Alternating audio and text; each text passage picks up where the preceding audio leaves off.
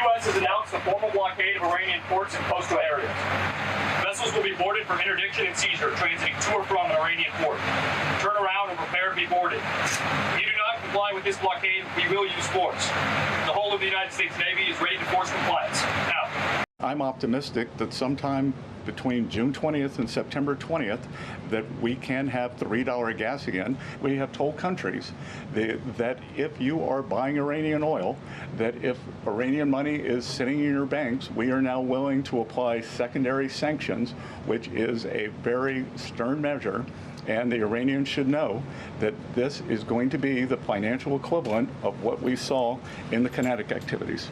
Well, I mean, that's what I'm saying. I mean, the backdrop has changed. I know it's been only a month or so, but oil prices are up 50%. The stock market had a tough first quarter. By the way, you're now, right. Stocks are you're still right, but up. they're not up. I thought, I mean, honestly, You thought it was going to be I worse. thought there'd be much, and I was willing to do that, to stop a nuclear weapon to be used against this country, and it's going to come dropping down very big as soon as it's over.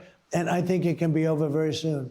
Let's break this down. First, you heard new audio from CENTCOM warning commercial ships in the Gulf of Oman to obey the U.S. blockade on Iran. Don't violate it or face consequences. And that was Secretary Besson saying the U.S. could see $3 gas this summer. Energy Secretary Wright says that may be aggressive. Plus, more sanctions coming on countries buying Iranian oil. President Trump told Maria Bartiromo rising oil and gas prices are worth it to stop Iran's terror regime from getting a nuclear bomb. Let's welcome to the show Dr. Sheila Nazarian. Dr. Nazarian escaped Iran's terror regime during the Islamic Revolution. The doctor is now featured in a new Fox Nation special on how Iranian elites publicly condemn the U.S. while their relatives live lavish luxury lifestyles in America. Doctor, thank you so much for joining us. First, the blockade on Iran.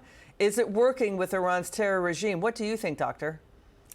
Absolutely. I think President Trump is, being a little bit, we're almost done, but then he's sending a ton more troops to the area. So I think he's using his language to keep the stock market up, oil prices down, while continuing to face, economic pressure on this terrorist regime. Soon, Liz, the regime is not going to be able to pay its IRGC or its besieged. This is the most non-violent way of getting close to allowing the Iranian people to enforce regime change. So he's going to continue this economic pressure on the Iranian regime. Eventually, they won't be able to pay their thugs, and hopefully the Iranian people will be able to take their country back. So let's turn to this, because in the middle of all this, Doctor, there's reports that Iran's terror regime is continuing to publicly execute people. They're going to execute the first woman sentenced to death in connection with the widespread protests that broke out in Iran in January. I mean, Bita Hamati is one of an estimated 1,600 sentenced to death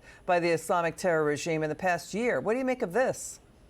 It's not just this year, Liz. Iran has been at the top of the executions list per capita year over year over year for a very long time. They use public executions to intimidate any kind of people that want to go against the regime. They use it to traumatize the people.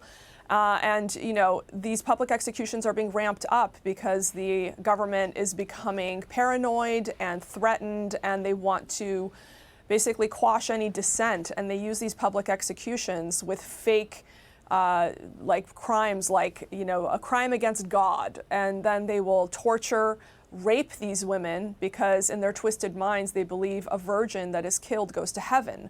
So to prevent any of these women from going to heaven, they gang rape them before they kill them. This is the type of monstrosity that we are dealing with and we have dealt with in Iran for close to 50 years. So, Doctor, what do you say to Democrats and their media allies who say that the President Trump was wrong to take on Iran, that Iran is not an imminent threat to the world? What do you say to them? Liz, around World War II, there were people holding signs here in America. Hitler hasn't attacked us, so why should we attack Hitler?